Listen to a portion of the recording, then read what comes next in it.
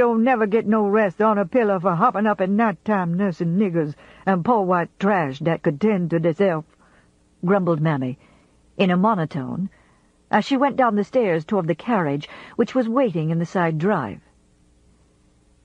"Take my place at the table, dear," said Ellen, patting Scarlett's cheek softly with a mittened hand. In spite of her choked-back tears, Scarlett thrilled to the never-failing magic of her mother's touch, to the faint fragrance of lemon verbena sachet that came from her rustling silk dress. To Scarlett, there was something breathtaking about Ellen O'Hara, a miracle that lived in the house with her and awed her and charmed and soothed her. Gerald helped his wife into the carriage and gave orders to the coachman to drive carefully. Toby, who had handled Gerald's horses for 20 years, pushed out his lips in mute indignation at being told how to conduct his own business. Driving off, with Mammy beside him, each was a perfect picture of pouting African disapproval. "If I didn't do so much for those trashy slatteries that they'd have to pay money for elsewhere," fumed Gerald, "they'd be willing to sell me their miserable few acres of swamp bottom, and the county would be well rid of them." Then, brightening, in anticipation of one of his practical jokes, "Come, daughter, let's go tell Pork that instead of buying Dilsey, I've sold him to John Wilkes." He tossed the reins of his horse to a small pickaninny standing near and started up the steps. He had already forgotten Scarlett's heartbreak, and his mind was only on plaguing his valet. Scarlett slowly climbed the steps after him, her feet leaden. She thought that, after all, a mating between herself and Ashley could be no queerer than that of her father and Ellen Robillard O'Hara.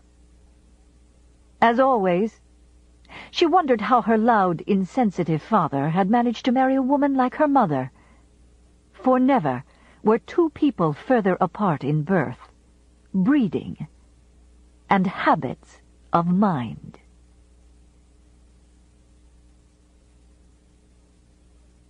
Chapter 3.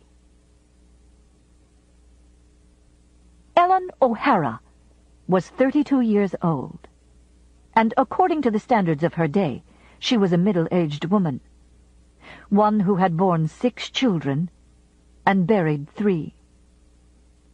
She was a tall woman, standing a head higher than her fiery little husband, but she moved with such quiet grace in her swaying hoops that her height attracted no attention to itself. Her neck, rising from the black taffeta sheath of her basque, was creamy-skinned, rounded and slender, and it seemed always tilted slightly backward by the weight of her luxuriant hair in its net at the back of her head. From her French mother, whose parents had fled Haiti in the Revolution of 1791, had come her slanting dark eyes, shadowed by inky lashes, and her black hair. And from her father, a soldier of Napoleon, she had her long straight nose and her square-cut jaw that was softened by the gentle curving of her cheeks. But only from life could Ellen's face have acquired its look of pride that had no haughtiness, its graciousness, its melancholy, and its utter lack of humor.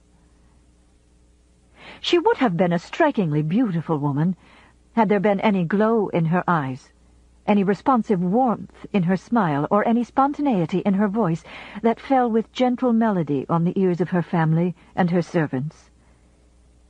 She spoke in the soft, slurring voice of the coastal Georgian, liquid of vowels, kind to consonants, and with the barest trace of French accent.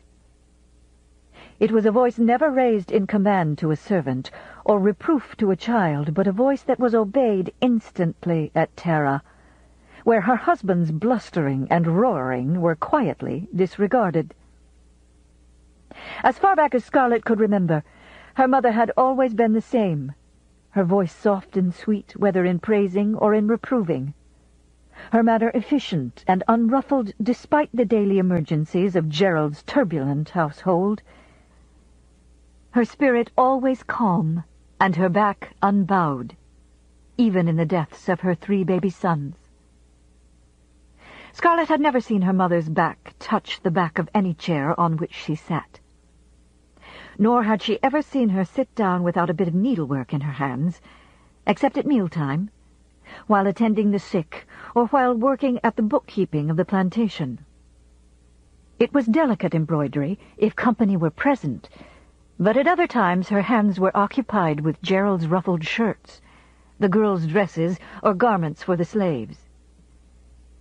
Scarlett could not imagine her mother's hands without her gold thimble, or her rustling figure unaccompanied by the small Negro girl whose sole function in life was to remove basting threads and carry the rosewood sewing box from room to room, as Ellen moved about the house superintending the cooking, the cleaning, and the wholesale clothes-making for the plantation. She had never seen her mother stirred from her austere placidity, nor her personal appointments anything but perfect, no matter what the hour of day or night. When Ellen was dressing for a ball, or for guests, or even to go to Jonesboro for court day, it frequently required 2 hours, 2 maids, and Mammy to turn her out to her own satisfaction. But her swift toilets in times of emergency were amazing. Scarlett, whose room lay across the hall from her mother's, knew from babyhood the soft sound of scurrying bare black feet on the hardwood floor in the hours of dawn, the urgent tappings on her mother's door, and the muffled, frightened Negro voices that whispered of sickness and birth and death in the long row of whitewashed cabins in the quarters. As a child, she had often crept to the door and, peeping through the tiniest crack, had seen Ellen emerge from the dark room, where Gerald's snores were rhythmic and untroubled, into the flickering light of an upheld candle, her medicine case under her arm, her hair smoothed neatly into place, and no button on her basque unlooped. It had always been so soothing to Scarlett to hear her mother whisper, firmly but compassionately, as she tiptoed down the hall, "Hush, not so loudly. You will wake Mr. O'Hara. They are not sick enough to die." Yes, it was good to creep back into bed and know that Ellen was abroad in the night, and everything was right. In the mornings, after all-night sessions at births and deaths, when old Dr. Fontaine and young Dr. Fontaine were both out on calls and could not be found to help her, Ellen presided at the breakfast table as usual. Her dark eyes circled with weariness, but her voice and manner revealing none of the strain. There was a steely quality under her stately gentleness that awed the whole household, Gerald as well as the girls, though he would have died rather than admit it. Sometimes, when Scarlett tiptoed at night to kiss her tall mother's cheek, she looked up at the mouth with its too short, too tender upper lip, a mouth too easily hurt by the world, and wondered if it had ever curved in silly girlish giggling, or whispered secrets through long nights to intimate girlfriends. But no, that wasn't possible. Mother had always been just as she was, a pillar of strength, a fount of wisdom, the one person who knew the answers to everything. But Scarlett was wrong. For years before, Ellen Robillard of Savannah had giggled as inexplicably as any 15-year-old in that charming coastal city, and whispered the long nights through with friends, exchanging confidences, telling all secrets but one. That was the year when Gerald O'Hara, 28 years older than she, came into her life. The year, too, when youth and her black-eyed cousin, Philippe Robillard, went out of it. For when Philippe, with his snapping eyes and his wild ways, left Savannah forever, he took with him the glow that was in Ellen's heart, and left for the bandy-legged little Irishman who married her only a gentle shell. But that was enough for Gerald, overwhelmed at his unbelievable luck in actually marrying her. And if anything was gone from her, he never missed it. Shrewd man that he was, he knew it was no less than a miracle that he, an Irishman with nothing of family and wealth to recommend him, should win the daughter of one of the wealthiest and proudest families on the coast. For Gerald was a self-made man.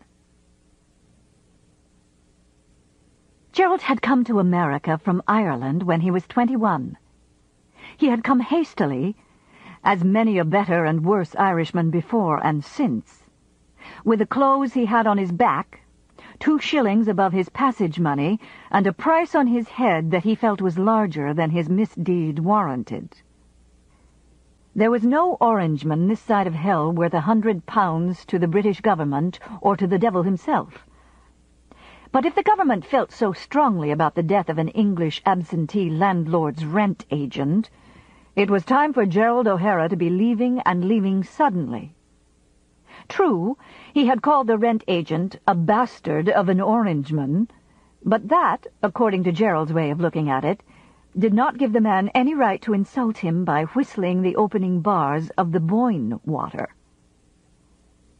The Battle of the Boyne had been fought more than 100 years before, but to the O'Haras and their neighbors, it might have been yesterday when their hopes and dreams, as well as their lands and wealth, went off in the same cloud of dust that enveloped a frightened and fleeing Stuart prince.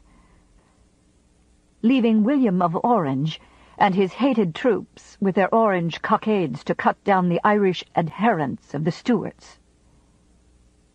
For this and other reasons, Gerald's family was not inclined to view the fatal outcome of his quarrel as anything very serious, except for the fact that it was charged with serious consequences. For years, the O'Haras had been in bad odor with the English constabulary on account of suspected activities against the government. And Gerald was not the first O'Hara to take his foot in his hand and quit Ireland between dawn and morning. His 2 oldest brothers, James and Andrew, he hardly remembered, save as close-lipped youths who came and went at odd hours of the night on mysterious errands, or disappeared for weeks at a time, to their mother's gnawing anxiety. They had come to America years before, after the discovery of a small arsenal of rifles buried under the O'Hara pigsty.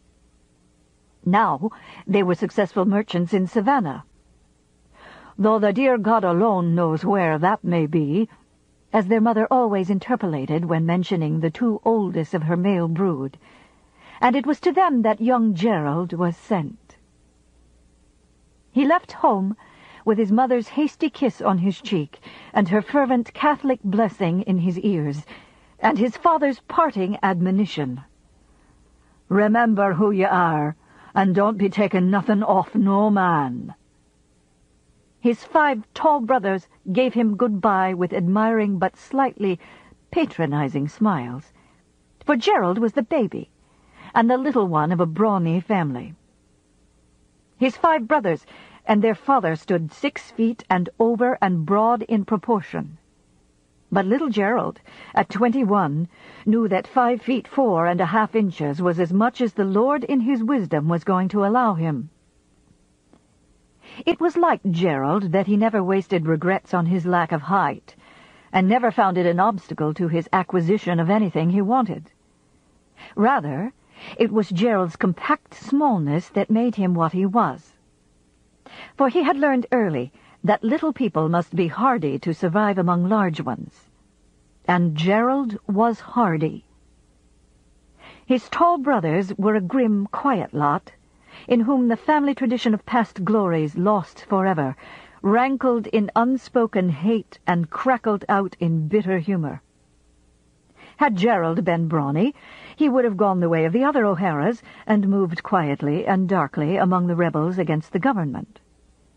But Gerald was loud-mouthed and bull-headed, as his mother fondly phrased it, hair-trigger of temper, quick with his fists, and possessed of a chip on his shoulder so large as to be almost visible to the naked eye.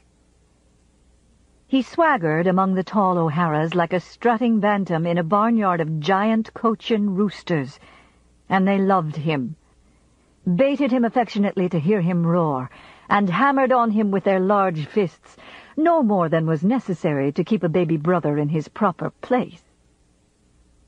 If the educational equipment which Gerald brought to America was scant, he did not even know it, nor would he have cared if he had been told.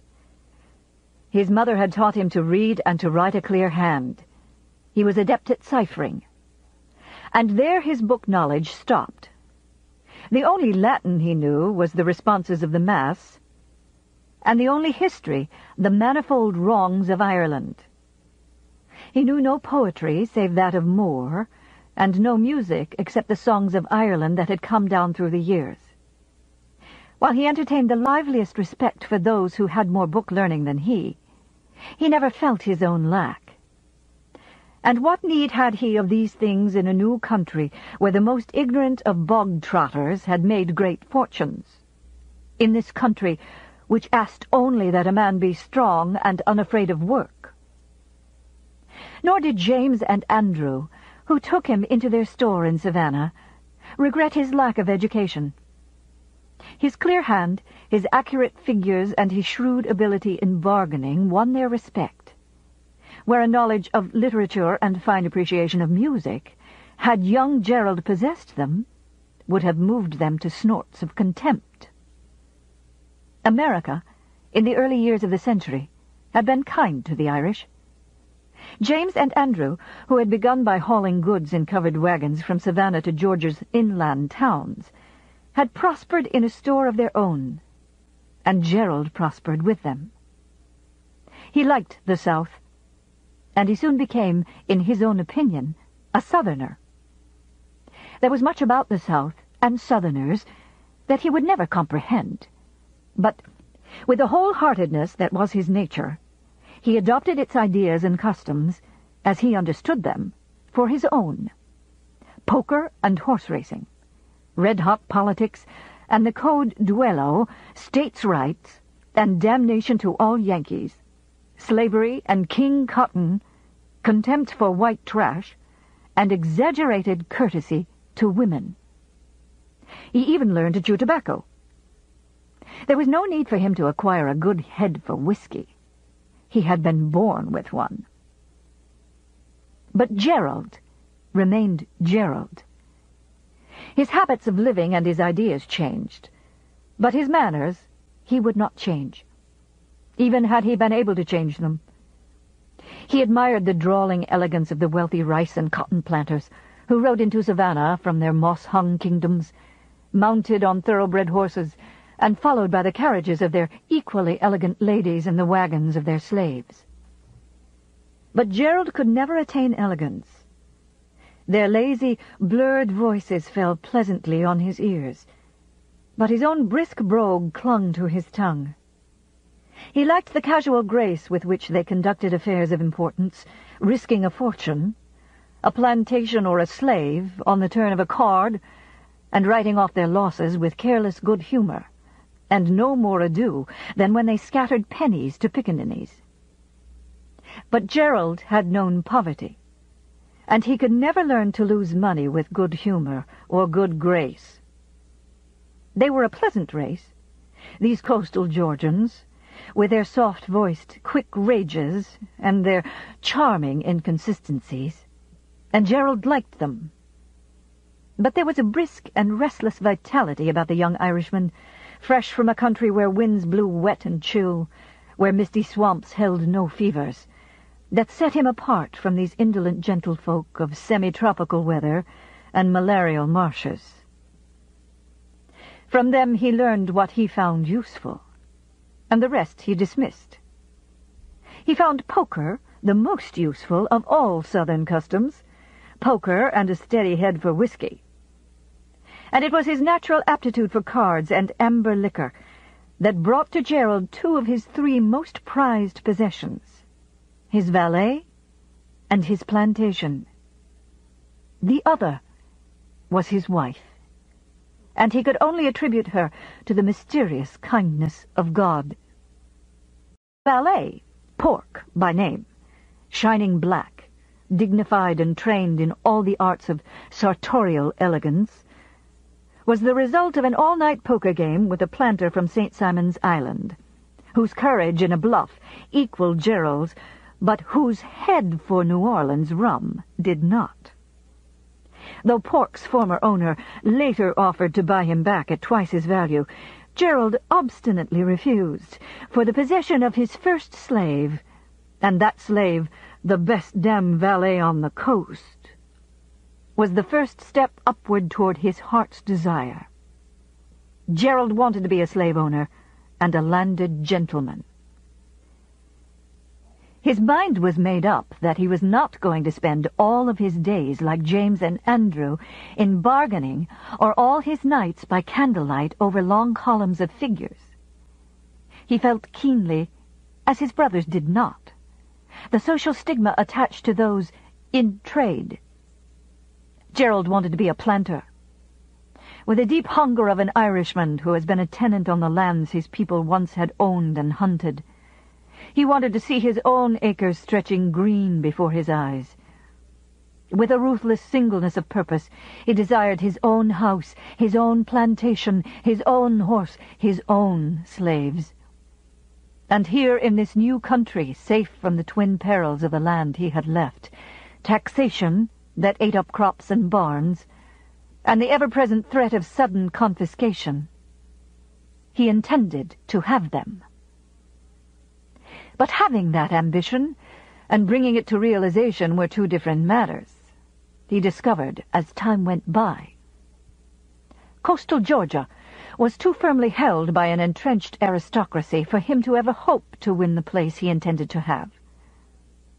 Then the hand of fate and a hand of poker combined to give him the plantation, which he afterwards called Terra, and at the same time moved him out of the coast into the upland country of North Georgia. It was in a saloon in Savannah, on a hot night in spring, when the chance conversation of a stranger sitting nearby made Gerald prick up his ears. The stranger, a native of Savannah, had just returned after 12 years in the inland country. He had been one of the winners in the land lottery conducted by the state to divide up the vast area in middle Georgia, ceded by the Indians the year before Gerald came to America.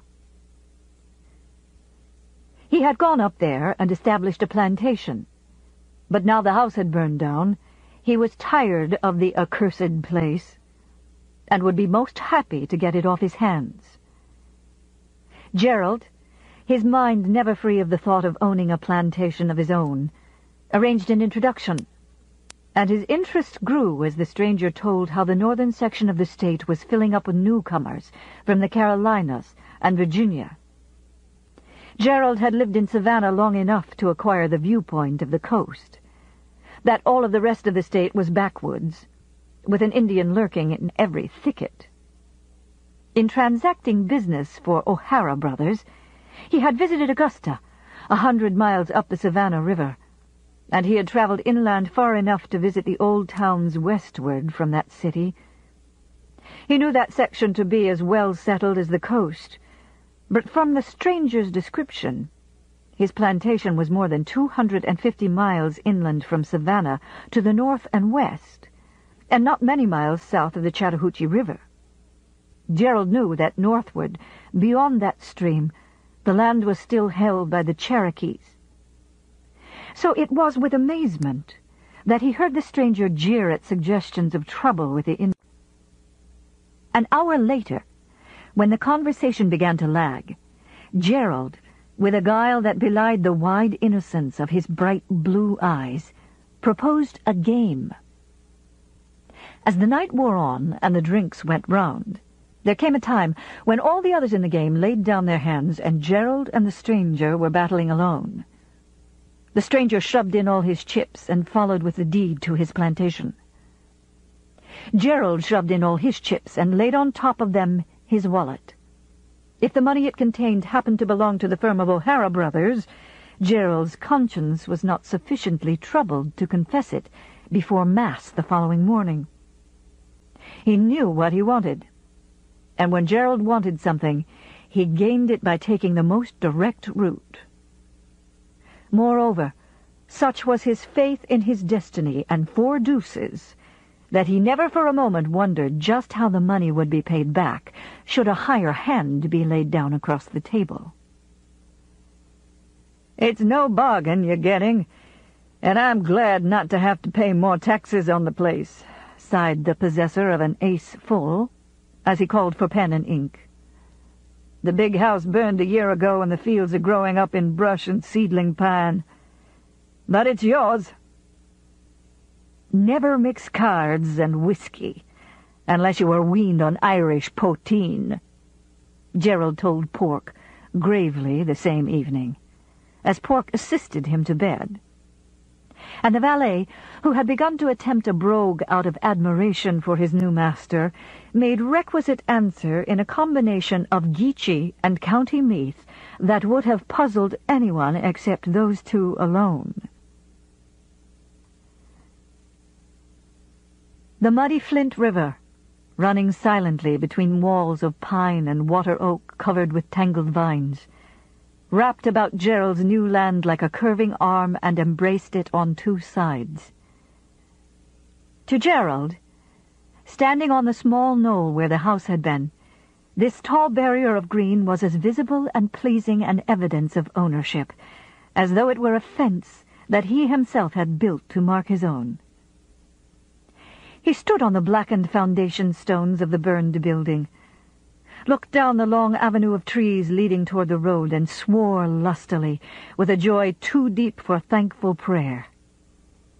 These twin lines of somber trees were his the abandoned lawn, waist-high in weeds under white-starred young magnolia trees, the uncultivated fields studded with tiny pines and underbrush that stretched their rolling red clay surface away into the distance on 4 sides belonged to Gerald O'Hara, were all his because he had an unbefuddled Irish head and the courage to stake everything on a hand of cards. Gerald closed his eyes, and in the stillness of the unworked acres, he felt that he had come home. Here under his feet would rise a house of whitewashed brick.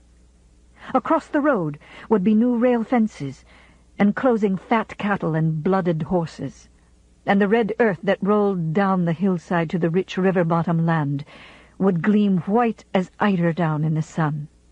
Cotton, acres and acres of cotton. The fortunes of the O'Haras would rise again. With his own small stake, what he could borrow from his unenthusiastic brothers, and a neat sum from mortgaging the land, Gerald bought his first field hands and came to Tara to live in bachelor solitude in the 4-room overseer's house, till such a time as the white walls of Tara should rise. He cleared the fields and planted cotton and borrowed more money from James and Andrew to buy more slaves.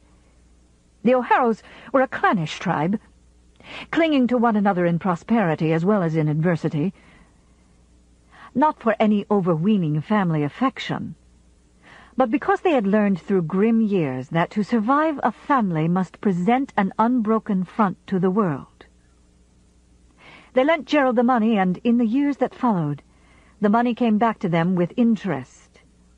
Gradually the plantation widened out, as Gerald bought more acres lying near him, and in time the White House became a reality instead of a dream. It was built by slave labor, a clumsy, sprawling building that crowned the rise of ground overlooking the green incline of pasture land running down to the river.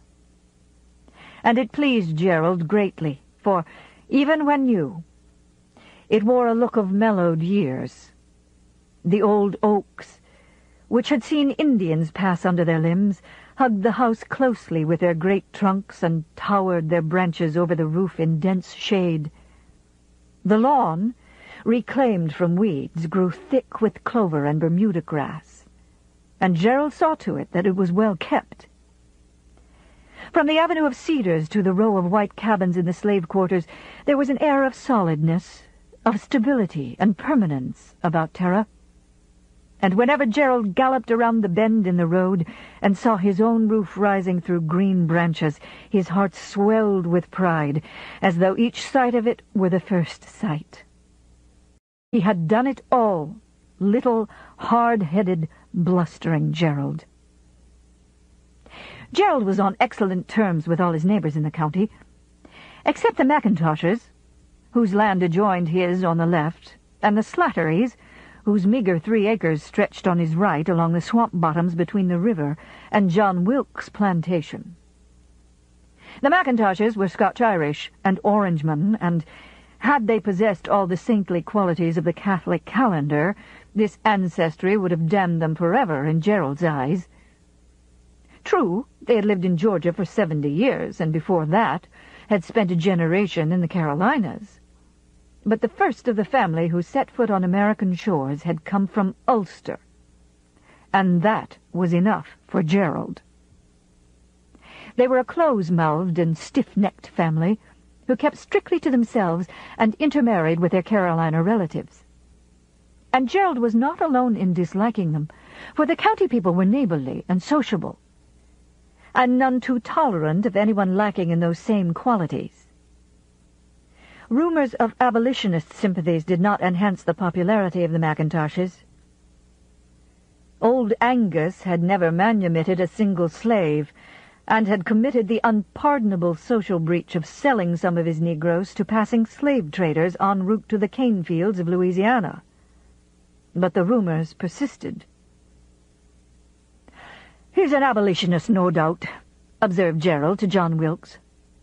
"But in an Orangeman, when a principle comes up against Scotch tightness, the principle fares ill." The Slatterys were another affair. Being poor white, they were not even accorded the grudging respect that Angus Macintosh's dour independence wrung from neighboring families.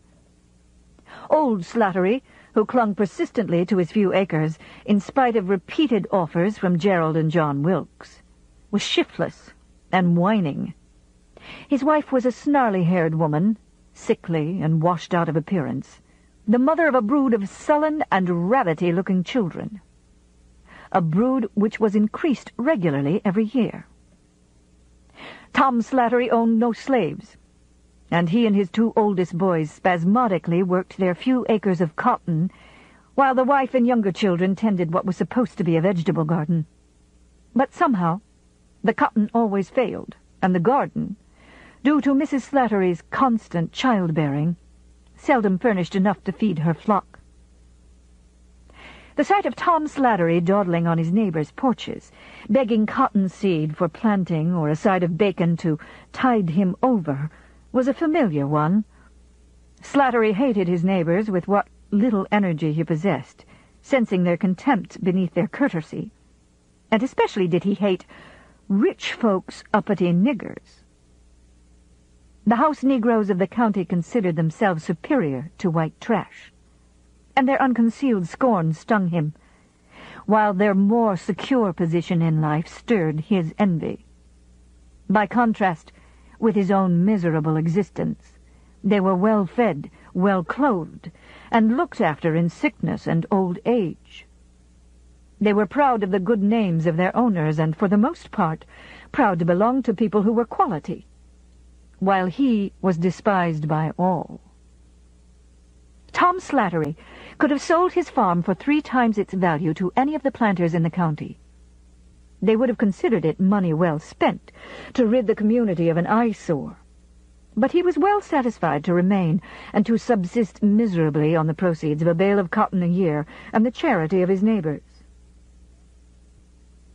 With all the rest of the county, Gerald was on terms of amity and some intimacy. The Wilkeses, the Calverts, the Tarletons, the Fontaines, all smiled when the small figure on the big white horse galloped up their driveways, smiled and signaled 4 tall glasses in which a pony of bourbon had been poured over a teaspoon of sugar and a sprig of crushed mint. Gerald was likable, and the neighbors learned in time what the children, Negroes, and dogs discovered at first sight, that a kind heart, a ready and sympathetic ear, and an open pocketbook lurked just behind his bawling voice and his truculent manner. His arrival was always amid a bedlam of hounds barking, and small black children shouting as they raced to meet him, quarreling for the privilege of holding his horse, and squirming and grinning under his good-natured insults. The white children clamored to sit on his knee and be trotted, while he denounced to their elders the infamy of Yankee politicians. The daughters of his friends took him into their confidence about their love affairs. And the youths of the neighborhood, fearful of confessing debts of honor upon the carpets of their fathers, found him a friend in need. "So you've been owing this for a month, you young rascal," he would shout. "And in God's name, why haven't you been asking me for the money before this?" His rough manner of speech was too well known to give offense, and it only made the young men grin sheepishly and reply, "Well, sir, I hated to trouble you and my father. Your father's a good man, and no denying it, but strict, and so take this, and let's be hearing no more of it." The planters' ladies were the last to capitulate. But when Mrs. Wilkes, a great lady and with a rare gift for silence, as Gerald characterized her, told her husband one evening after Gerald's horse had pounded down the driveway, "He has a rough tongue, but he is a gentleman," Gerald had definitely arrived. He did not know that he had taken nearly 10 years to arrive, for it never occurred to him that his neighbors had eyed him askance at first. In his own mind, there had never been any doubt that he belonged, from the moment he first set foot on Tara. When Gerald was 43, so thick-set of body and florid of face that he looked like a hunting squire out of a sporting print, it came to him that Tara, dear though it was, and the county folk, with their open hearts and open houses, were not enough. He wanted a wife. Tara cried out for a mistress. The fat cook, a yard Negro elevated by necessity to the kitchen, never had the meals on time, and the chambermaid, formerly a field hand, let dust accumulate on the furniture and never seemed to have clean linen on hand, so that the arrival of guests was always the occasion of much stirring and to-do. Pork, the only trained house Negro on the place, had general supervision over the other servants, but even he had grown slack and careless after several years of exposure to Gerald's happy-go-lucky mode of living. As valet, he kept Gerald's bedroom in order, and as butler, he served the meals with dignity and style, but otherwise he pretty well let matters follow their own course. With unerring African instinct, the Negroes had all discovered that Gerald had a loud bark and no bite at all, and they took shameless advantage of him.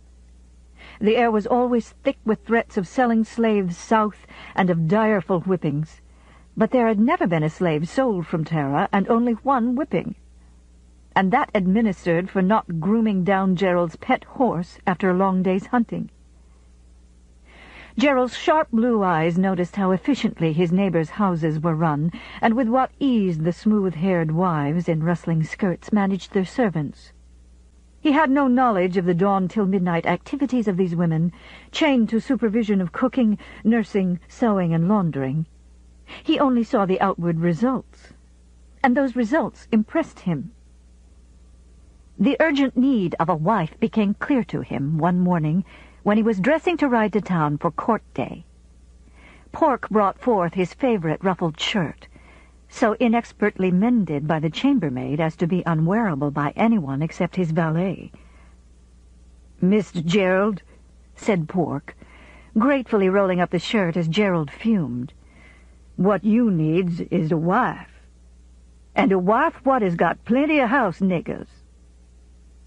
Gerald upbraided Pork for his impertinence, But he knew that he was right. He wanted a wife, and he wanted children, and if he did not acquire them soon, it would be too late. He was not going to marry just anyone, as Mr. Calvert had done, taking to wife the Yankee governess of his motherless children. His wife must be a lady, and a lady of blood, with as many airs and graces as Mrs. Wilkes, and the ability to manage Tara as well as Mrs. Wilkes ordered her own domain. But there were two difficulties in the way of marriage into the county families. The first was the scarcity of girls of marriageable age. The second, and more serious one, was that Gerald was a new man, despite his nearly 10 years' residence, and a foreigner. No one knew anything about his family. While the society of up-country Georgia was not so impregnable as that of the coast aristocrats, no family wanted a daughter wed to a man about whose grandfather nothing was known. Gerald knew that despite the genuine liking of the county men with whom he hunted, drank, and talked politics, there was hardly one whose daughter he could marry.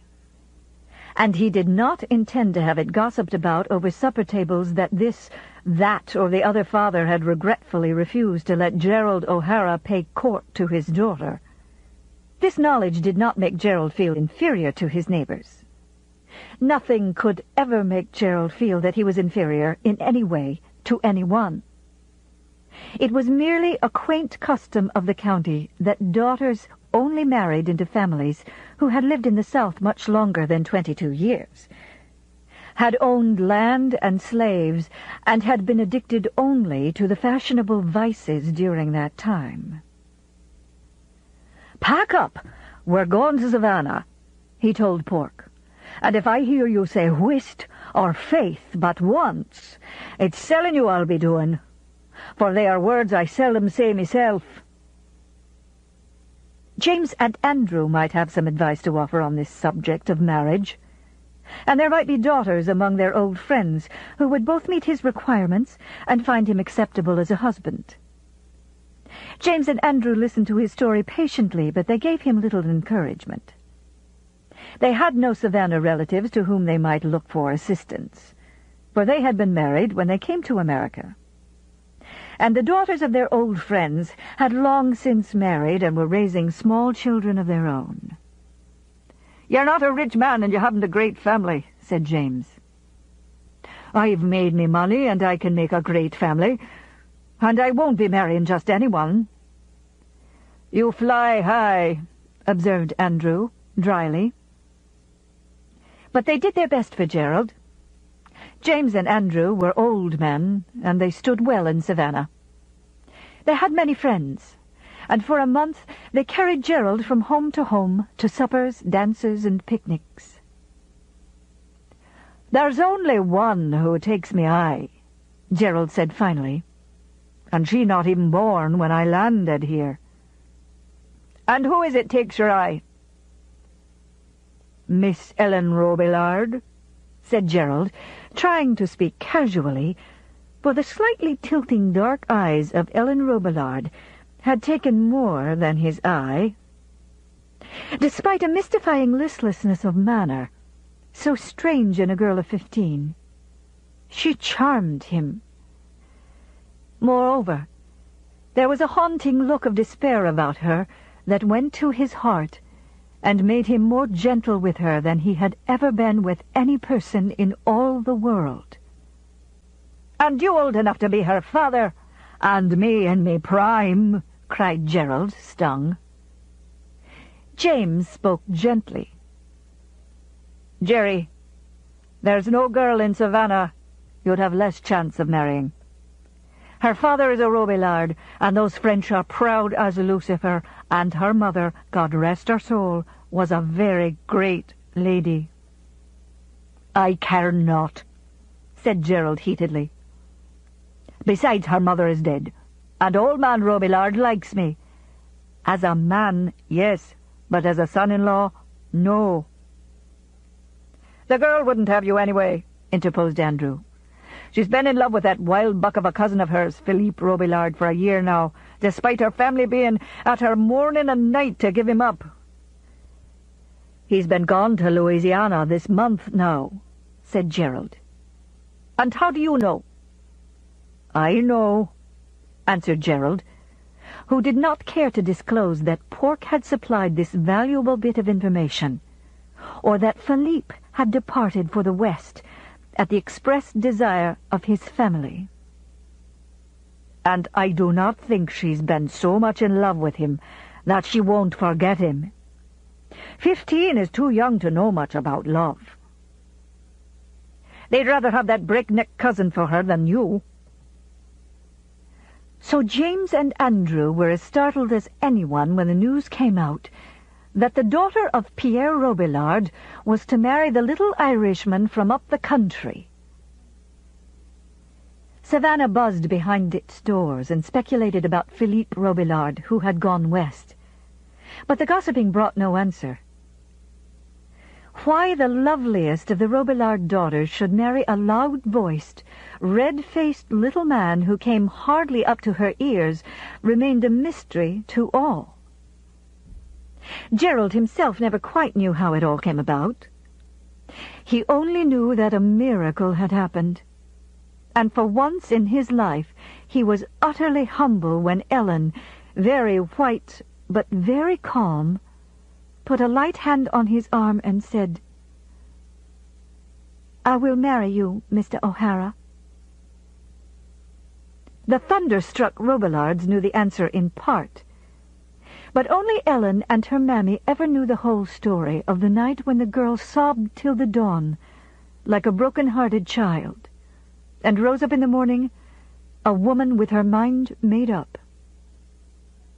With foreboding, Mammy had brought her young mistress a small package, addressed in a strange hand from New Orleans, a package containing a miniature of Ellen, which she flung to the floor with a cry, 4 letters in her own handwriting to Philippe Robillard, and a brief letter from a New Orleans priest announcing the death of her cousin in a barroom brawl. They drove him away, Father and Pauline and Eulalie. They drove him away. I hate them. I hate them all. I never want to see them again. I want to get away. I will go away where I'll never see them again, or this town, or anyone who reminds me of him. And when the night was nearly spent, Mammy, who had cried herself out over her mistress's dark head, protested, "But, honey, you can't do that." "I will do it. He is a kind man. I will do it. I'll go into the convent at Charleston." It was the threat of the convent that finally won the assent of bewildered and heart-stricken Pierre Robillard. He was staunchly Presbyterian, even though his family were Catholic, and the thought of his daughter becoming a nun was even worse than that of her marrying Gerald O'Hara. After all, the man had nothing against him but a lack of family. So Ellen, no longer Robillard, turned her back on Savannah, never to see it again, and with a middle-aged husband, Mammy, and 20 house niggers, journeyed toward Tara. The next year, their first child was born, and they named her Katie Scarlett, after Gerald's mother. Gerald was disappointed, for he had wanted a son, but he nevertheless was pleased enough over his small, black-haired daughter to serve rum to every slave at Tara, and to get roaringly, happily drunk himself.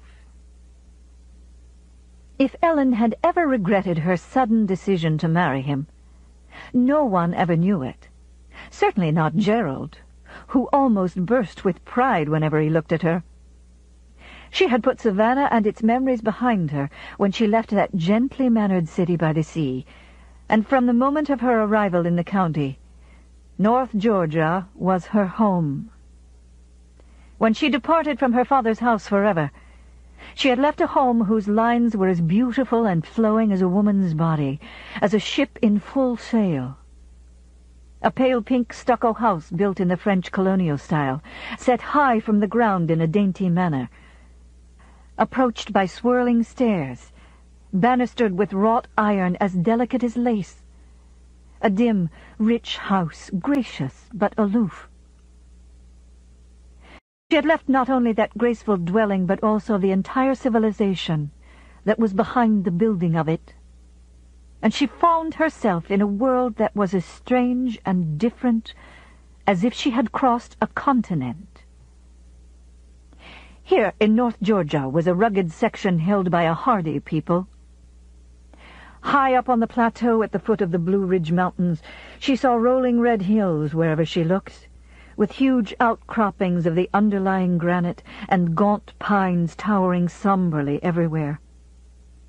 It all seemed wild and untamed to her coast-bred eyes, accustomed to the quiet jungle beauty of the sea islands draped in their grey moss and tangled green, the white stretches of beach hot beneath a semi-tropic sun, the long flat vistas of sandy land studded with palmetto and palm.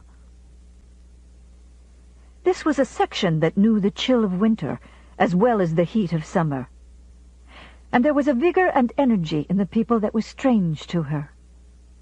They were a kindly people, courteous, generous, filled with abounding good nature, but sturdy, virile, easy to anger. The people of the coast which she had left might pride themselves on taking all of their affairs, even their duels and their feuds, with a careless air.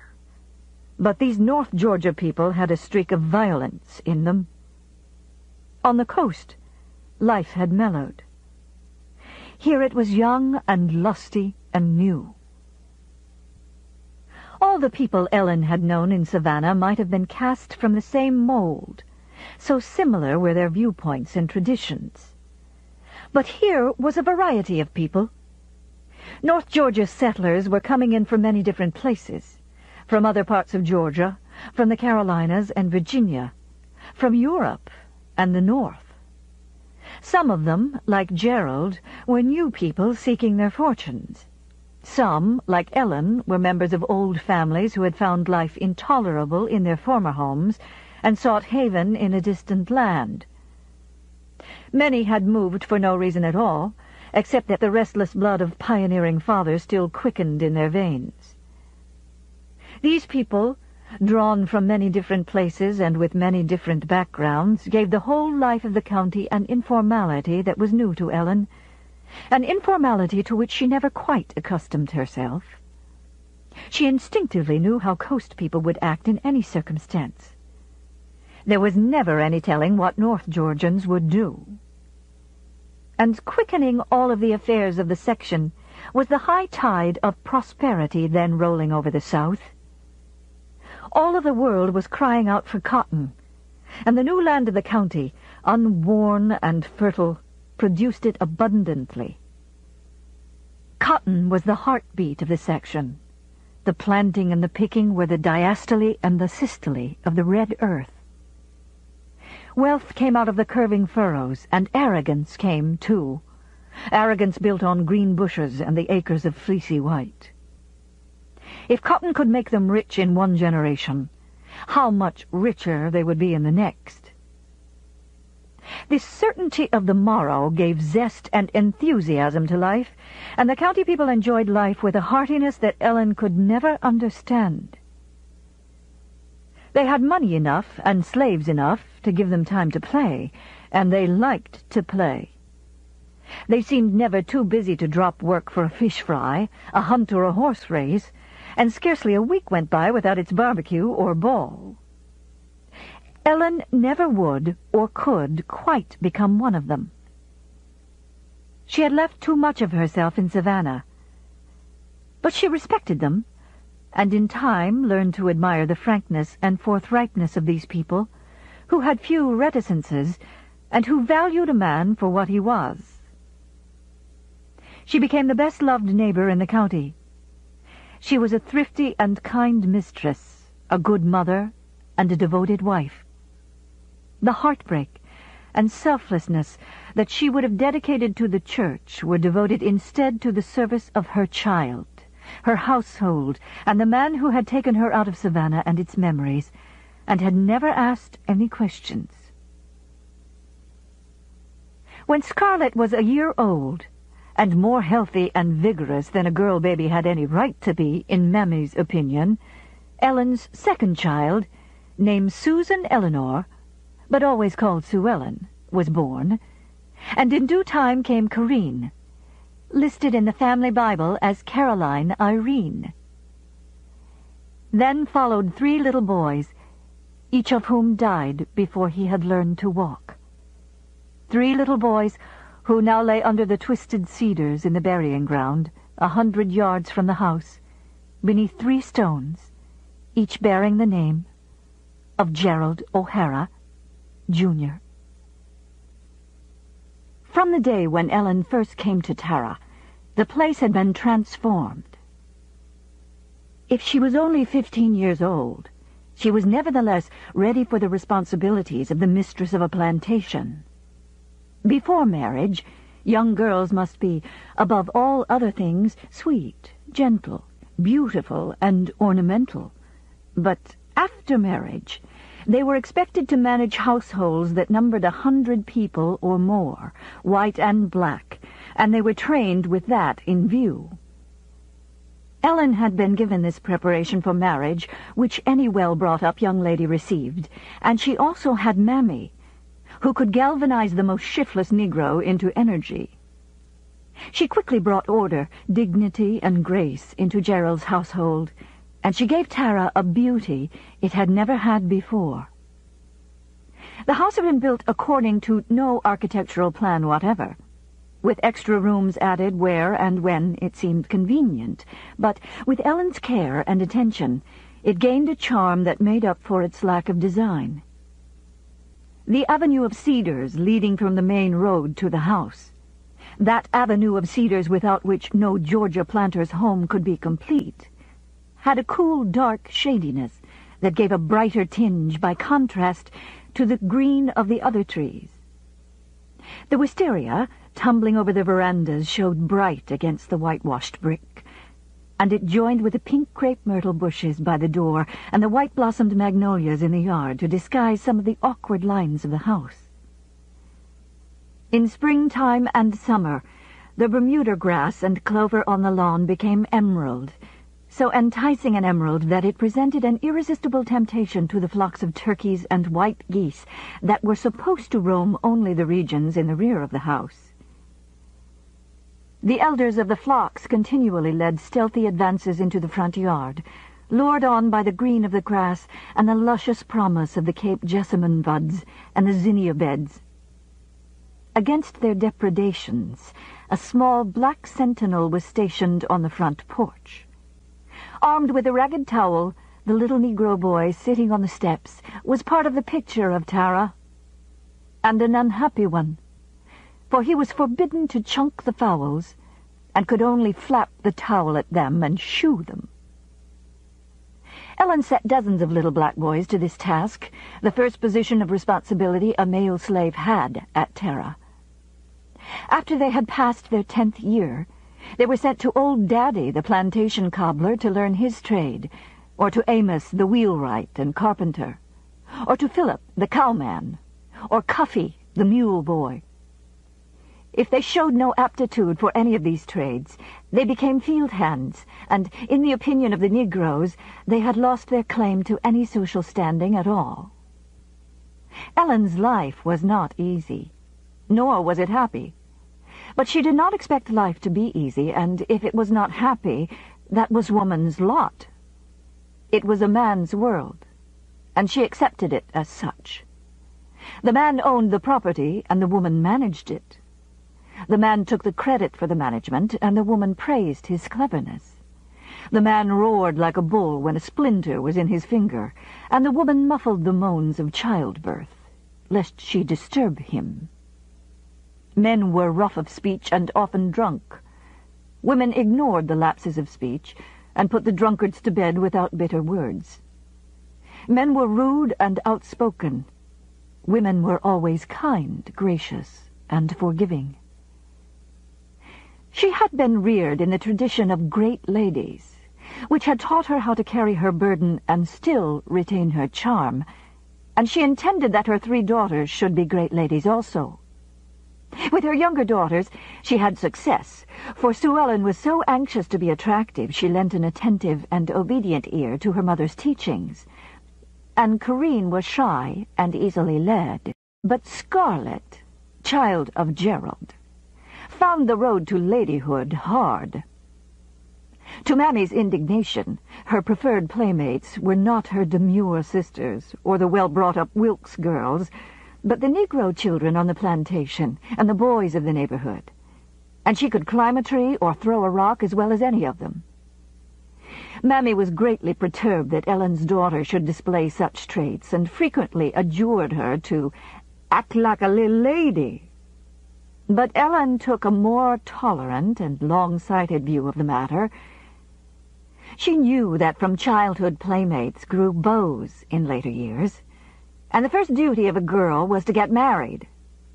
She told herself that the child was merely full of life, and there was still time in which to teach her the arts and graces of being attractive to men. To this end, Ellen and Mammy bent their efforts, and as Scarlett grew older, she became an apt pupil in this subject, even though she learned little else. Despite a succession of governesses and 2 years at the nearby Fayetteville Female Academy, her education was sketchy. But no girl in the county danced more gracefully than she.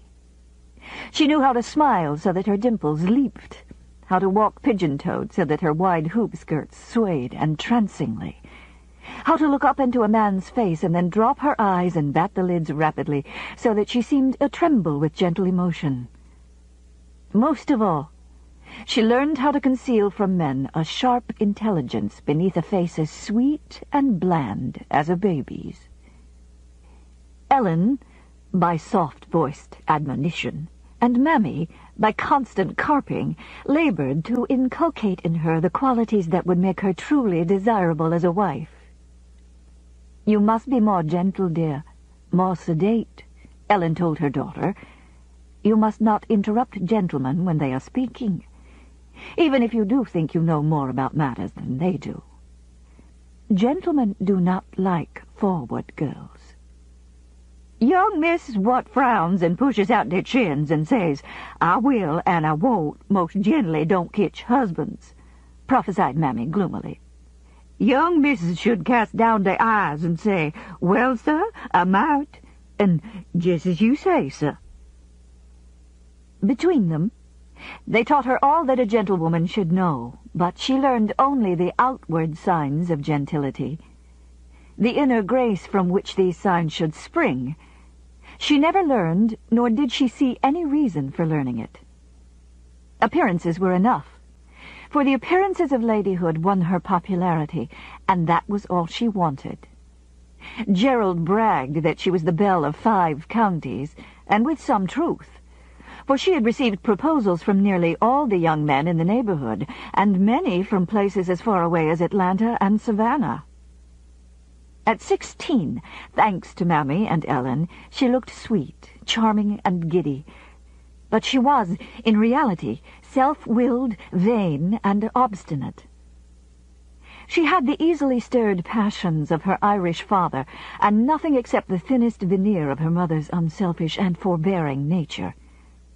Ellen never fully realized that it was only a veneer, for Scarlett always showed her best face to her mother, concealing her escapades, curbing her temper, and appearing as sweet-natured as she could in Ellen's presence, for her mother could shame her to tears with a reproachful glance. But Mammy was under no illusions about her, and was constantly alert for breaks in the veneer. Mammy's eyes were sharper than Ellen's, and Scarlett could never recall in all her life having fooled Mammy for long. It was not that these 2 loving mentors deplored Scarlett's high spirits, vivacity, and charm. These were traits of which Southern women were proud. It was Gerald's headstrong and impetuous nature in her that gave them concern, and they sometimes feared that they would not be able to conceal her damaging qualities until she had made a good match. But Scarlett intended to marry, and marry Ashley. And she was willing to appear demure, pliable, and scatterbrained, if those were the qualities that attracted men. Just why men should be this way she did not know.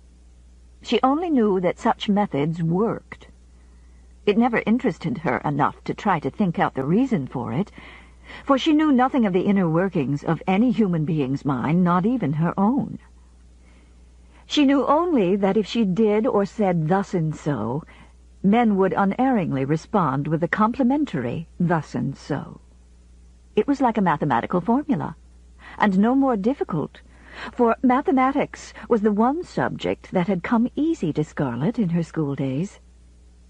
If she knew little about men's minds, she knew even less about the minds of women, for they interested her less. She had never had a girlfriend, and she never felt any lack on that account. To her, all women, including her two sisters, were natural enemies in pursuit of the same prey, man. All women, with the one exception of her mother. Ellen O'Hara was different, and Scarlett regarded her as something holy and apart from all the rest of humankind. When Scarlett was a child, she had confused her mother with the Virgin Mary, and now that she was older she saw no reason for changing her opinion.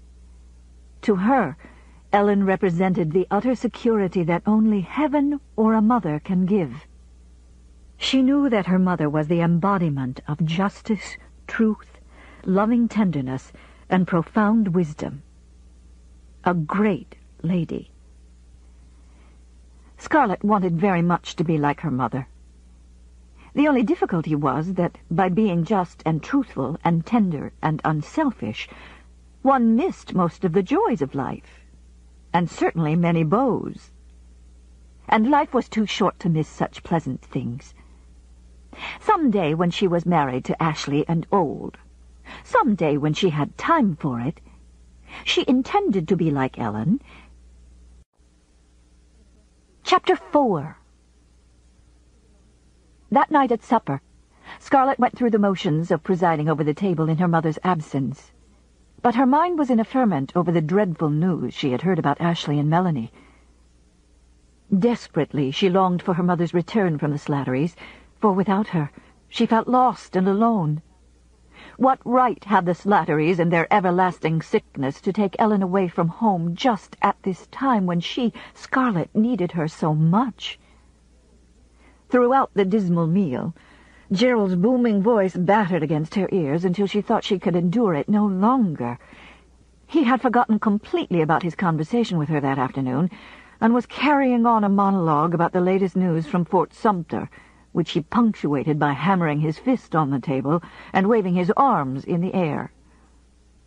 Gerald made a habit of dominating the conversation at meal-times, and usually Scarlett, occupied with her own thoughts, scarcely heard him. But tonight she could not shut out his voice, no matter how much she strained to listen for the sound of carriage wheels that would herald Ellen's return. Of course, she did not intend to tell her mother what was so heavy on her heart, for Ellen would be shocked and grieved to know that a daughter of hers wanted a man who was engaged to another girl. But in the depths of the first tragedy she had ever known, she wanted the very comfort of her mother's presence. She always felt secure when Ellen was by her, for there was nothing so bad that Ellen could not better it, simply by being there. She rose suddenly from her chair at the sound of creaking wheels in the driveway, and then sank down again as they went on around the house to the backyard. It could not be Ellen, for she would alight at the front steps. Then there was an excited babble of Negro voices in the darkness of the yard, and high-pitched Negro laughter. Looking out the window, Scarlett saw Pork, who had left the room a moment before, holding high a flaring pine knot, while indistinguishable figures descended from a wagon. The laughter and talking rose and fell in the dark night air, pleasant, homely, carefree sounds, gutturally soft, musically shrill. Then feet shuffled up the back porch stairs and into the passageway leading to the main house, stopping in the hall just outside the dining room. There was a brief interval of whispering, and Pork entered, his usual dignity gone, his eyes rolling and his teeth agleam. "Mr. Gerald," he announced, breathing hard, the pride of a bridegroom all over his shining face. "Your new woman done come." "New woman? I didn't buy any new woman," declared Gerald, pretending to glare. "Yes, sir, you did, Mr. Gerald. Yes, sir. And she out here now, wanting to speak with you," answered Pork, giggling and twisting his hands in excitement.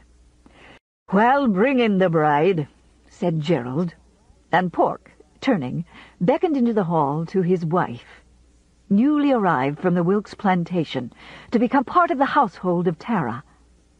She entered, and behind her, almost hidden by her voluminous calico skirts, came her 12-year-old daughter squirming against her mother's legs. Dilsey was tall and bore herself erectly. She might have been any age, from 30 to 60, so unlined was her immobile bronze face. Indian blood was plain in her features, overbalancing the Negroid characteristics.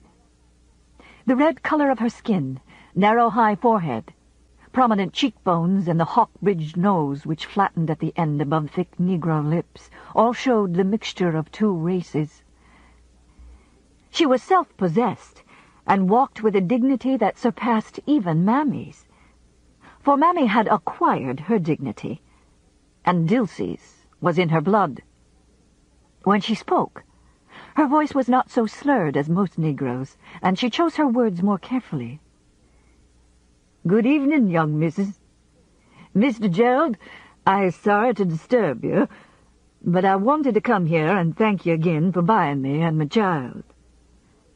Lots of gentlemen's might have bought me, but they wouldn't have bought my prissy, too, just to keep me from grieving, and I thanks you.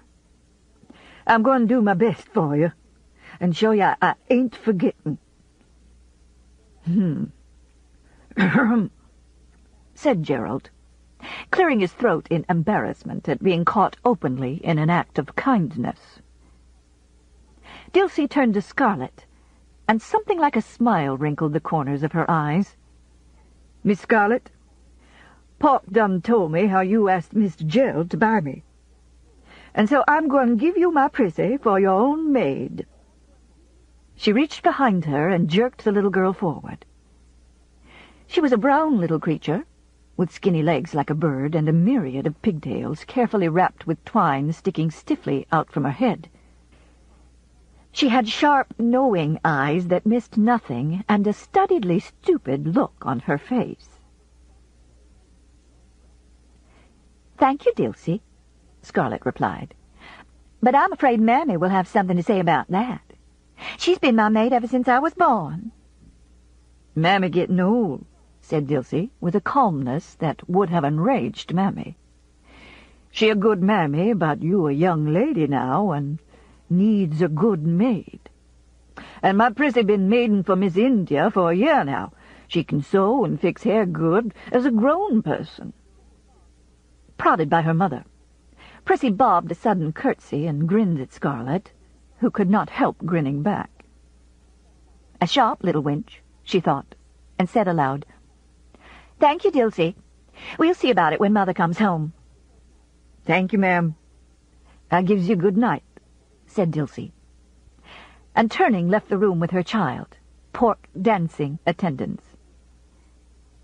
The supper things cleared away, Gerald resumed his oration, but with little satisfaction to himself and none at all to his audience.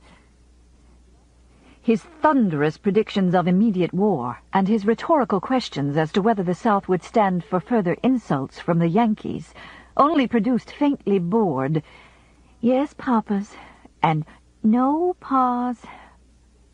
Corinne, sitting on a hassock under the big lamp, was deep in the romance of a girl who had taken the veil after her lover's death, and with silent tears of enjoyment oozing from her eyes, was pleasurably picturing herself in a white coif. Sue Ellen, embroidering on what she gigglingly called her hope chest, was wondering if she could possibly detach Stuart Tarleton from her sister's side at the barbecue tomorrow, and fascinate him with the sweet womanly qualities which she possessed and Scarlett did not. And Scarlett was in a tumult about Ashley. How could Pa talk on and on about Fort Sumter and the Yankees when he knew her heart was breaking? As usual in the very young, she marveled that people could be so selfishly oblivious to her pain, and the world rock along just the same in spite of her heartbreak. Her mind was as if a cyclone had gone through it, and it seemed strange that the dining room where they sat should be so placid, so unchanged from what it had always been. The heavy mahogany table and sideboards, the massive silver, the bright rag rugs on the shining floor were all in their accustomed places, just as if nothing had happened. It was a friendly, uncomfortable room, and ordinarily Scarlett loved the quiet hours which the family spent there after supper. But tonight she hated the sight of it, and if she had not feared her father's loudly bawled questions, she would have slipped away, down the dark hall to Ellen's little office, and cried out her sorrow on the old sofa. That was the room that Scarlett liked best in all the house. There, Ellen sat before her tall secretary each morning, keeping the accounts of the plantation and listening to the reports of Jonas Wilkerson, the overseer. There also the family idled while Ellen's quill scratched across her ledgers, Gerald in the old rocker, the girls on the sagging cushions of the sofa that was too battered and worn for the front of the house. Scarlett longed to be there now, alone with Ellen, so she could put her head in her mother's lap and cry in peace. Wouldn't Mother ever come home? Then wheels ground sharply on the gravelled driveway, and the soft murmur of Ellen's voice dismissing the coachman floated into the room. The whole group looked up eagerly as she entered rapidly, her hoops swaying, her face tired and sad. There entered with her the faint fragrance of lemon verbena sachet, which seemed always to creep from the folds of her dresses, a fragrance that was always linked in Scarlett's mind with her mother. Mammy followed at a few paces, the leather bag in her hand, her underlip pushed out and her brow lowering. Mammy muttered darkly to herself as she waddled, taking care that her remarks were pitched too low to be understood, but loud enough to register her unqualified disapproval. "I'm sorry I'm so late," said Ellen, slipping her plaid shawl from drooping shoulders and handing it to Scarlett, whose cheek she patted in passing. Gerald's face had brightened, as if by magic, at her entrance. "Is the brat baptized?" he questioned. "Yes, and dead, poor thing," said Ellen. "I feared Amy would die, too, but I think she will live." The girls' faces turned to her, startled and questioning, and Gerald wagged his head philosophically. "Well, 'tis better so that the brat is dead, no doubt. Poor fatherless—" "It is late. We had better have prayers now," interrupted Ellen so smoothly that, if Scarlett had not known her mother well, the interruption would have passed unnoticed. It would be interesting to know who was the father of Emmy Slattery's baby, but Scarlett knew she would never learn the truth of the matter if she waited to hear it from her mother. Scarlett suspected Jonas Wilkerson, for she had frequently seen him walking down the road with Emmy at nightfall. Jonas was a Yankee and a bachelor, and the fact that he was an overseer forever barred him from any contact with the county social life. There was no family of any standing into which he could marry, no people with whom he could associate except the Slatterys and riffraff like them. As he was several cuts above the Slatterys in education, it was only natural that he should not want to marry Emmy, no matter how often he might walk with her in the twilight. Scarlett sighed, for her curiosity was sharp. Things were always happening under her mother's eyes, which she noticed no more than if they had not happened at all. Ellen ignored all things contrary to her ideas of propriety, and tried to teach Scarlett to do the same, but with poor success. Ellen had stepped to the mantel to take her rosary beads from the small inlaid casket, in which they always reposed when Mammy spoke up with firmness. Miss Ellen, you go and eat some supper before you does any praying. Thank you, Mammy, but I am not hungry. I go and fix your supper myself, and you eats it, said Mammy, her brow furrowed with indignation as she started down the hall for the kitchen. Pork, she called. Tell Cookie stir up the fire. Miss Ellen home. As the board shuddered under her weight, the soliloquy she had been muttering in the front hall grew louder and louder, coming clearly to the ears of the family in the dining room. I has said time and again it don't do no good doing nothing for white trash. They is the shiftless, most ungrateful parcel of no-counts living. And Miss Ellen got no business wearing herself out waiting on folks that, did they be worth shooting, they had niggers to wait on them. And I has said—" Her voice trailed off as she went down the long open passageway, covered only by a roof that led into the kitchen. Mammy had her own method of letting her owners know exactly where she stood on all matters. She knew it was beneath the dignity of quality white folks to pay the slightest attention to what a darky said when she was just grumbling to herself. She knew that to uphold this dignity they must ignore what she said, even if she stood in the next room and almost shouted. It protected her from reproof, and it left no doubt in anyone's mind as to her exact views on any subject. Pork entered the room, bearing a plate, silver, and a napkin. He was followed closely by Jack, a black little boy of 10, hastily buttoning a white linen jacket with one hand and bearing in the other a fly swisher made of thin strips of newspaper, tied to a reed longer than he was. Ellen had a beautiful peacock feather fly brusher, but it was used only on very special occasions, and then only after domestic struggle, due to the obstinate conviction of Pork, Cookie, and Mammy that peacock feathers were bad luck. Ellen sat down in the chair which Gerald pulled out for her, and 4 voices attacked her. "Mother, the lace is loose on my new ball dress, and I want to wear it tomorrow night at 12 Oaks. Won't you please fix it? Mother, Scarlett's new dress is prettier than mine, and I look like a fright in pink. Why can't she wear my pink and let me wear her green? She looks all right in pink. Mother, can I stay up for the ball tomorrow night? I'm 13 now. Mrs. O'Hara, would you believe it? Hush, you girls, before I take me crop to you. Cade Calvert was in Atlanta this morning, and he says, 'Will you be quiet and let me be hearing me own voice?' And he says, 'It's all upset they are there, and talking nothing but war, militia drilling, troops forming. And he says the news from Charleston is that they will be putting up with no more Yankee insults.'" Ellen's tired mouth smiled into the tumult as she addressed herself first to her husband, as a wife should.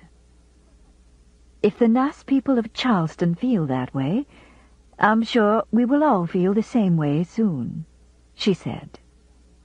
For she had a deeply rooted belief that, excepting only Savannah, most of the gentle blood of the whole continent could be found in that small seaport city, a belief shared largely by Charlestonians.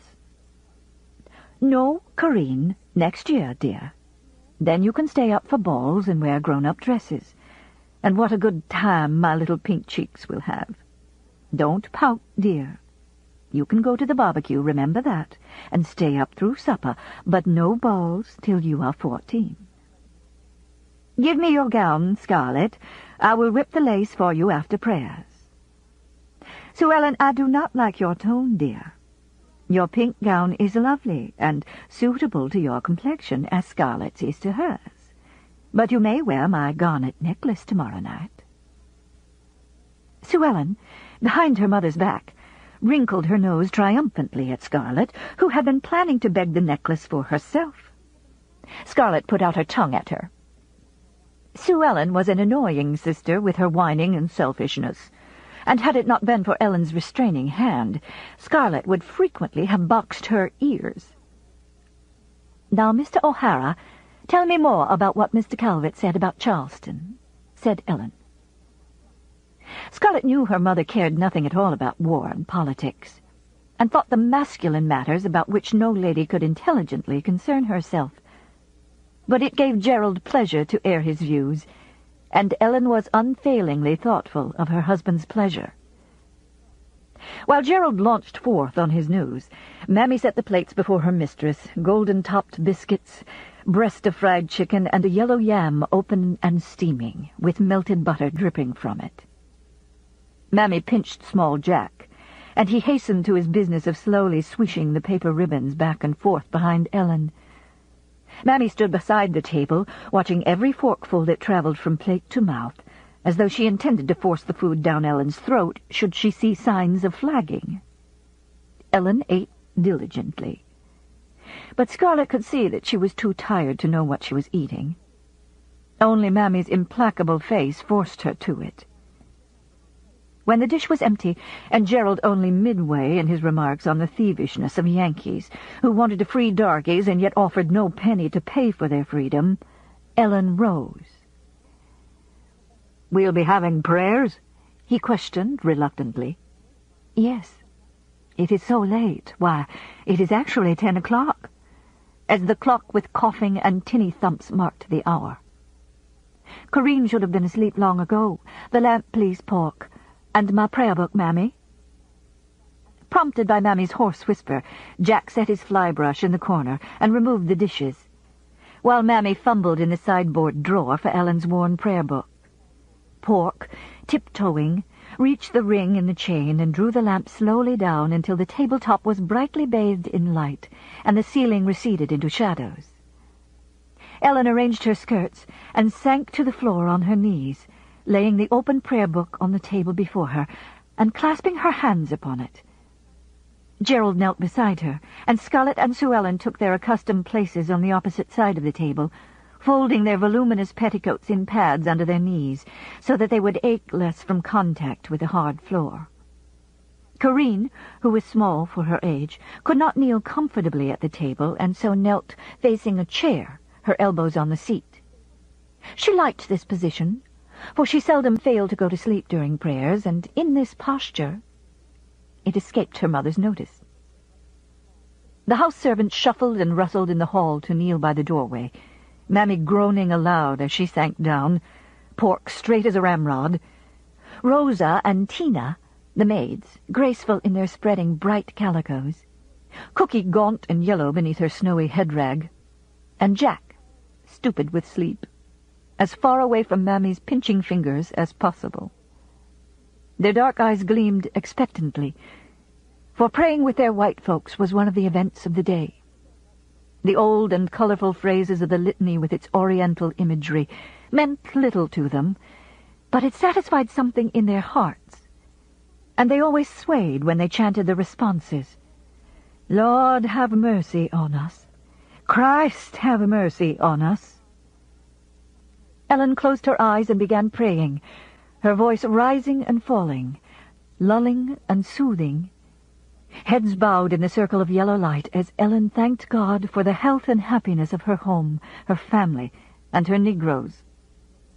When she had finished her prayers for those beneath the roof of Tara, her father, mother, sisters, 3 dead babies, and all the poor souls in purgatory, she clasped her white beads between long fingers and began the rosary. Like the rushing of a soft wind, the responses from black throats and white throats rolled back. "Holy Mary, Mother of God, pray for us sinners, now and at the hour of our death." Despite her heartache and the pain of unshed tears, a deep sense of quiet and peace fell upon Scarlett, as it always did at this hour. Some of the disappointment of the day and the dread of the morrow departed from her, leaving a feeling of hope. It was not the lifting up of her heart to God that brought this balm, for religion went no more than lip-deep with her. It was the sight of her mother's serene face upturned to the throne of God and his saints and angels, praying for blessings on those whom she loved. When Ellen intervened with heaven, Scarlett felt certain that heaven heard. Ellen finished, and Gerald, who could never find his beads at prayer time, began furtively counting his decade on his fingers. As his voice droned on, Scarlett's thoughts strayed, in spite of herself.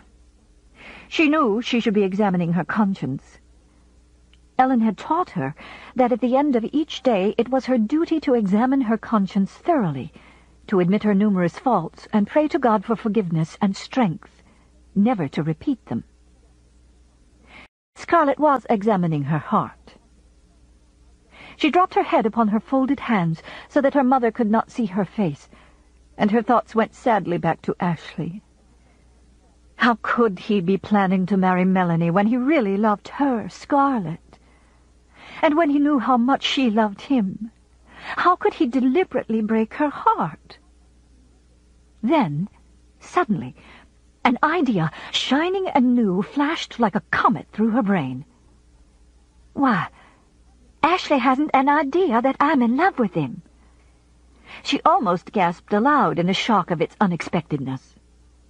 Her mind stood still as if paralyzed for a long, breathless instant, and then raced forward. How could he know? I've always acted so prissy and ladylike, and touch me not around him. He probably thinks I don't care a thing about him except as a friend. Yes, that's why he's never spoken. He thinks his love is hopeless, and that's why he's looked so... Her mind went swiftly back to those times when she had caught him looking at her in that strange manner, when the grey eyes that were such perfect curtains for his thoughts had been wide and naked, and had in them a look of torment and despair. He's been broken-hearted because he thinks I'm in love with Brent, a Stewart, a Cade, and probably he thinks that if he can't have me, he might as well please his family and marry Melanie. But if he knew I did love him... Her volatile spirit shot up from deepest depression to excited happiness. This was the answer to Ashley's reticence, to his strange conduct. He didn't know. Her vanity leaped to the aid of her desire to believe, making belief a certainty. If he knew she loved him, he would hasten to her side.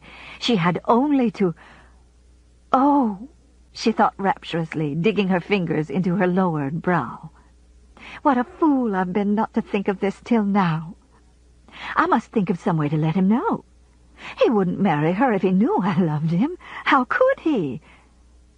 With a start, she realized that Gerald had finished, and her mother's eyes were on her.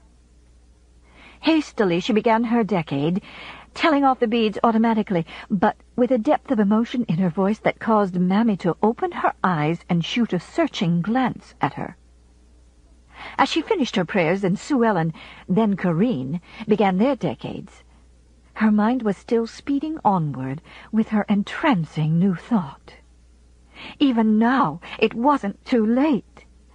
Too often the county had been scandalized by elopements when one or the other of the participating parties was practically at the altar with a third. And Ashley's engagement had not even been announced yet. Yes, there was plenty of time. If no love lay between Ashley and Melanie, but only a promise given long ago, then why wasn't it possible for him to break that promise and marry her? Surely he would do it, if he knew that she, Scarlett, loved him. She must find some way to let him know. She would find some way. And then...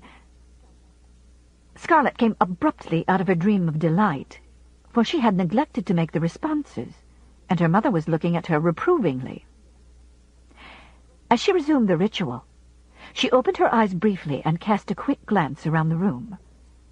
The kneeling figures, the soft glow of the lamp, the dim shadows where the Negroes swayed, even the familiar objects that had been so hateful to her sight an hour ago, in an instant, took on the color of her own emotions, and the room seemed once more a lovely place.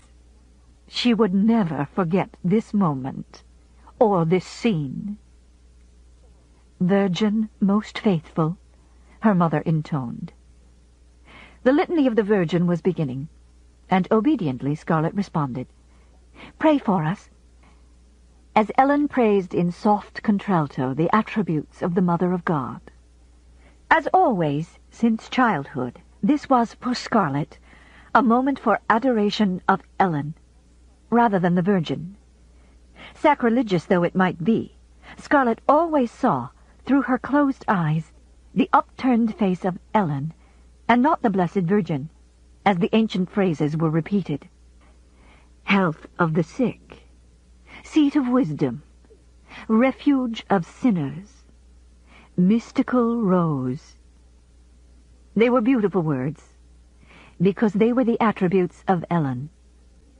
But tonight, because of the exaltation of her own spirit, Scarlet found in the whole ceremonial, the softly spoken words, the murmur of the responses, a surpassing beauty beyond any that she had ever experienced before. And her heart went up to God in sincere thankfulness that a pathway for her feet had been opened, out of her misery, and straight into the arms of Ashley. When the last Amen sounded, they all rose, somewhat stiffly, Mammy being hauled to her feet by the combined efforts of Tina and Rosa. Pork took a long spiller from the mantelpiece, lit it from the lamp flame, and went into the hall. Opposite the winding stairs stood a walnut sideboard, too large for use in the dining room, bearing on its wide top several lamps and a long row of candles in candlesticks. Pork lit one lamp and 3 candles, and, with the pompous dignity of a first chamberlain of the royal bedchamber lighting a king and queen to their rooms, he led the procession up the stairs, holding the light high above his head.